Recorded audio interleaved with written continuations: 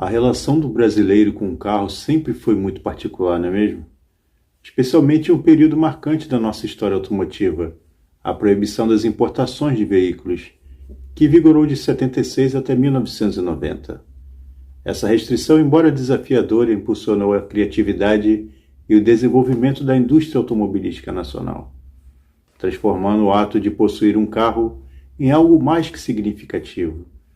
Com poucas opções de modelos novos e dificuldades de acesso a peças e tecnologias estrangeiras, o mercado de modificações e personalizações floresceu no país. Nesse cenário, o Chevette, lançado pela General Motors em 1973, rapidamente se tornou um queridinho. Seu design simples, mecânica robusta e principalmente a facilidade de transformação, as oficinas e pequenas fabricantes de carroceria surgiram nesse contexto, explorando ao máximo o potencial do Chevette. Entre eles nós podemos destacar a Envemo, engenharia de veículos e motores, que se destacou muito. A Envemo não apenas modificava a estética do Chevette, mas também aprimorava sua performance, oferecendo versões mais potentes e com acabamentos diferenciados.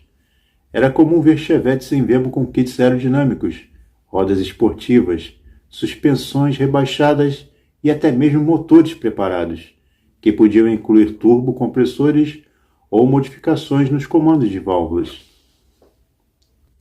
Além da Envemo, outras empresas e até mesmo entusiastas independentes se dedicavam a transformar os Chevettes em veículos únicos, como foi o caso da Silpo, com o motor do Chevette Bielbeiro, não é mesmo? Que, aliás, usava uma carroceria Envemo.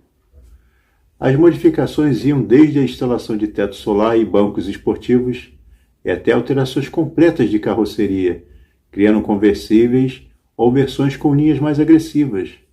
A paixão por customização e a escassez de opções importadas fizeram do Chevette modificado um símbolo de status e individualidade. Essa era de ouro das modificações nacionais deixou um legado importante, mostrando como a criatividade pode florescer, mesmo em ambientes restritos. Os Chevettes modificados, especialmente os da Envemo, são hoje verdadeiras relíquias, que contam um pouco da história do automobilismo brasileiro e da relação única que os brasileiros sempre tiveram com seus carros. Aliás, a modificação não se incluía só nessas empresas especializadas. Eram feitas também por nós mesmos, os donos dos carros, seja colocando um novo jogo de rodas, colocando os faróis amarelos, né? Isso aí, muita gente lembra disso aí, que a gente usa muito fazer essa modificação. No caso dos Fuscas, a gente tirava aquele farol olho de boi, né, se eu não me engano, na época que a gente chamava, e botava o Cilibrim, que a gente falava Cilibrim, mas na verdade é Sealed Beam, né, em inglês, que é farol selado. E também, sem contar dos rádios, né, do som que a gente colocava, né, aquelas cornetas, né, Twitter, né, e aqueles alto-falantes Harley. Pô, era muito legal isso aí. Muitas modificações, né. Meu pai mesmo teve um Fusca bem modificado. Quando você pisava no freio, ele acendia todas as luzes assim embaixo do painel dele, né.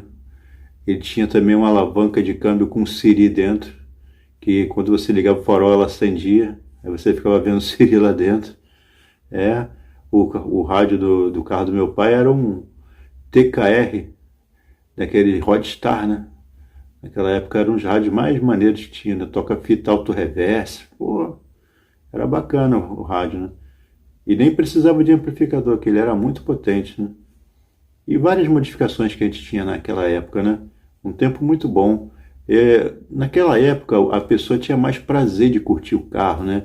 De fazer modificações, de personalizar e deixar ele com a sua cara. Fato que hoje em dia as pessoas só usam o carro como meio de transporte, né? Quem tem o seu próprio carro, ou trabalha fazendo Uber, ou vai para o trabalho e volta. Ele não tem muita ligação com o carro, né? Chegar num sábado de manhã, botar o carro para fora da garagem, jogar uma água nele, né? Aquela lavada caprichada, depois passar um siliconezinho, né, que muita gente chama de pretinho, né, nos pneus, né? Passar aquela cera Grand Prix nele, né, para ele ficar brilhando, né? É tempo muito bom, né? Eu fiz isso tudo aí, desde a época de moleque nos carros do meu pai e depois dos meus carros também. Época boa, né? Meu Chevette tinha a roda da Bino, né? Aqueles pneu Pirelli P44, quem se lembra deles? Ficava lindão, me amarrava de ver aqueles pneus ali nele, né? Eu deixava ele todo personalizado, pintei os para-choques tudo de preto, né? Ele era branco, meu Chevette em Tubarão 76, porra, muito bonito, né? Tem boas lembranças disso aí. Eu peguei essa época ainda da transformação, né, das modificações, né, da customização, como o pessoal fala hoje em dia, né? Era uma época maravilhosa. E tinha esses carros da Invemo, né, que eram os que mais a gente via na rua, né, dos Chevettes, né, no caso. Aqui onde eu moro, em Rocha Miranda, eu me lembro que de moleque todo dia, sempre eu passava ali na Rua dos Diamantes, em Rocha Miranda, que tinha um perto do centro de Rocha Miranda, um Invemo, igualzinho, um que tem nas capas de revista aí, que é antigas aí. Se eu achar a foto, eu vou colocar aqui do lado para vocês verem. É idêntico àquele ali, daquela mesma cor marrom. Eu sempre passava ali e ficava admirado olhando ele, né? Aquela frente diferente, parecendo a do Camaro, né? Aquele para-choque cortado e com aquele radiador pronunciado, né? Bem para fora, assim, muito bonito, né?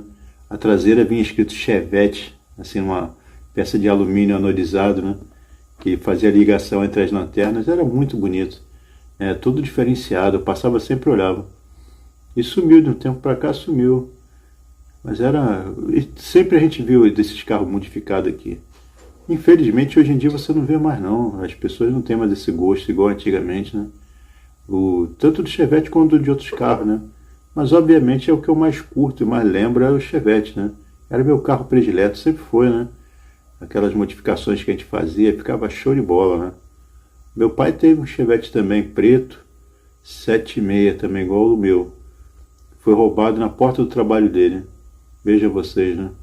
Sempre foi um carro visado para roubo, né? Ele era lindo, né? Ele tinha umas rodas daquela do primeiro modelo do XR3, aquela do Trevo, muito bonita aí, com tala larga na traseira, né? Passava ali onde passava, chamava atenção, né? Aquele Chevette. Então essas recordações que a gente tem, né? Desse amor, essa paixão pelo Chevette, que já vinha de longa data, né? Sempre curti, sempre fui apaixonado pelo Chevette. Então é isso aí, rapaziada. Qual a experiência que vocês tiveram com o Chevette? De ver um Chevette transformado, modificado, né? E aquele Chevette Targa, né? Quem se lembra dele?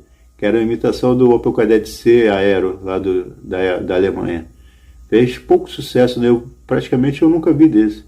Agora eu já vi o Chevette Summer, um conversível, que tenho ali em Irajá. Eu acho que, se não me engano, até hoje o dono dele tem ele ali. Até já cheguei a tirar umas fotos dele.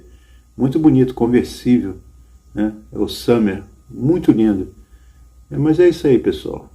Essas são meus pensamentos e minhas ideias sobre o Chevetão. Se você tiver uma experiência legal com o Chevette, deixe aí nos comentários que a gente conversa. Tá beleza, meus amigos? Então, fique com Deus e até o próximo vídeo.